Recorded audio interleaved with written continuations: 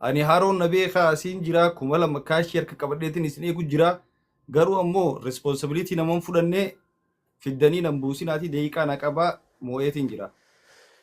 Akkamiin beekta responsibility ni fudhata mucaan? Baay'ee yoo akkas taate gadhiiseefiitiin jira. Yoo responsibility isaa fudhatte gadhiiseefiitiin jira. Isa jechuun isaa wajji dorgommii ni goota. Ani 2000tiin dhaabbadha. 2000tti dhaabbata. Tole.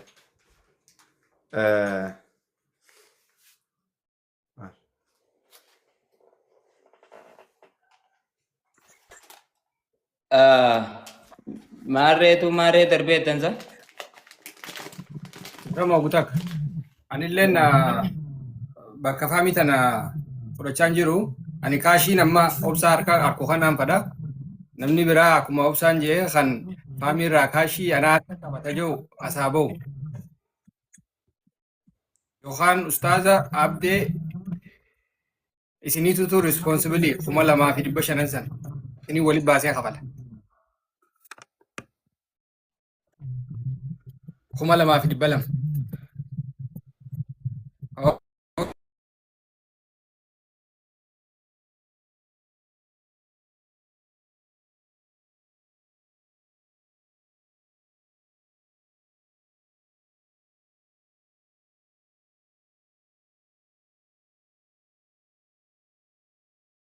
Darbeettan.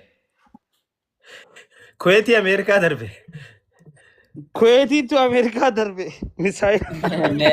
Meeqaan darbite meeqaan. Dooraana 2200. 2200.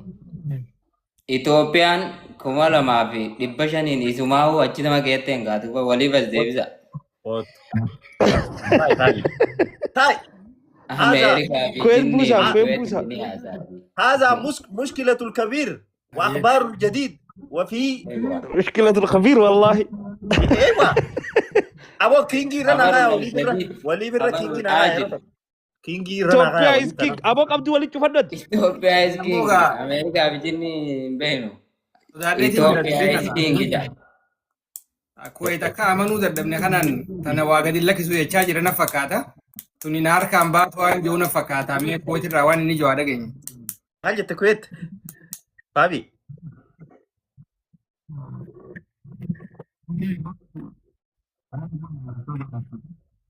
كغنيته Laaftuu sana harkaan kan inni jaala kiyyamee itti yaadi mee xiqqoo. Hindu keessa. Waraanu beeki gaa waraanu Itoophiyaa dhibbaa king. inni si caalaa beeki inni kun. هارو اوبسات تو كويس Itoophiyaa بدي king jaame waliif tirariingi Isaan dhaabbanni guddaan as keessa jira waan ni ta'eef. jira ni jira riilood godhu jira ati. اوبسات تو كويس بدي وليف كينج جاغا وليف كينج جا dhaabbata aboo ati dhaabbata kan kee faarsi waan inni dalagu agasu itti himadhu carraan keeti manni keeti waa takka namni si dhorku hin jiru amma himadhu dalagaa isaatiif waliif dhaabbata akkam akka ta'e hunda himadhu itti. MKL waliif tirariingi jechuun dhaabbata milkeessaadhaan durfamu dhaabbata guddaa yeroo gabaabaa keessatti hundaa'ee wantoota gaggaarii fi qaqqaalii godhuudhaan kan beekamu waliif tirariing biyya addunyaa ardii Afrikaa biyya Itoophiyaa keessatti argama. Waliif tirariingiin dhaabbanni keenya dhaabbata tololtummaan beekamu kan hojii dhabaaf hojii uumuun beekamuu fi dargaggoota baay'ee if jalatti ijaaree MKL jee eegaluudhaan waliif dabalatee namoota hedduuf keessatti hammatee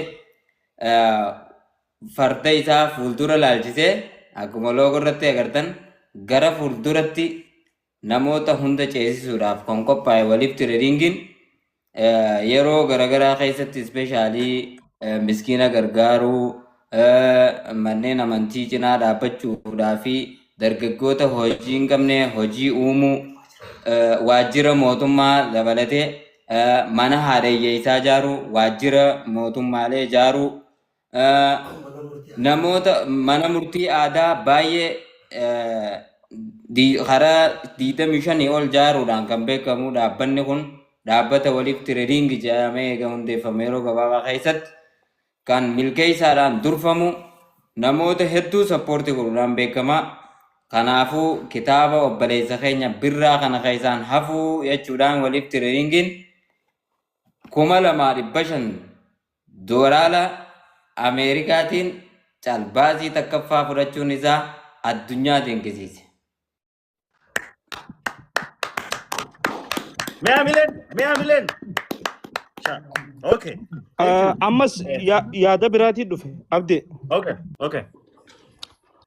Obsaan keenya kuni bakka kana sossa'uu hin qabu. Obsaa kanarratti hirmaanneeti obsaan asitti nu haa deebi'uu warri jaanilleen obsaa hojii hirmaachuu ni danda'amaa yaada jaamuutu dhufe. Akkam jette? Okay. Yaanni kee naagalee zamaanoo yaanni keeti. Obsaan 2,000 tahee obsa irratti gargaaruu namni fedhu akkasimi? Akkasi? Yes. Faami. Eessa jirta? Bakka ati jirtu laaleetiin deebi'emma. Lookeshin hafe. Eessa jiraattaati? Kuweeti jirta moo biyya Somaalee keessa jirta? Shuur dhibbatti. Galatoome ati hundaafuu lookeeshinni kee akka biyya Hargeysaa keessa jirtu agarsiisaa jira. Dhiifa manaa godhe obsaa faamii keenya yoo hirmaachuu dandeesse immoo bakka feetee yoo jiraatte hirmaachuu mirga qabda. Kuweetiin jira jechuun qabdu. Waan obboleessa keetiiti irratti hirmaachuu mirga qabda. Kuweetiis jiraachuu dandeessa garuu immoo kan inni itti si arkaa jiru Somaalilaand. Ninki jibee faamii. Dhibbatti ilaalee jira abshir. Maybe yoonii fi ustaaz VPN faa yoo use godhu jiraatee location achi godhates maybe adda baasaa. Okay, la rakkoon qabu lakki yoonii fi ani gaawwanni agarsiisu sani faamii keenya waan hin arkeensitti hime yoo ammoo achumaa teessee dorgomuu ni dandeessa waan obboleessa keetiitti rakkoon qabu.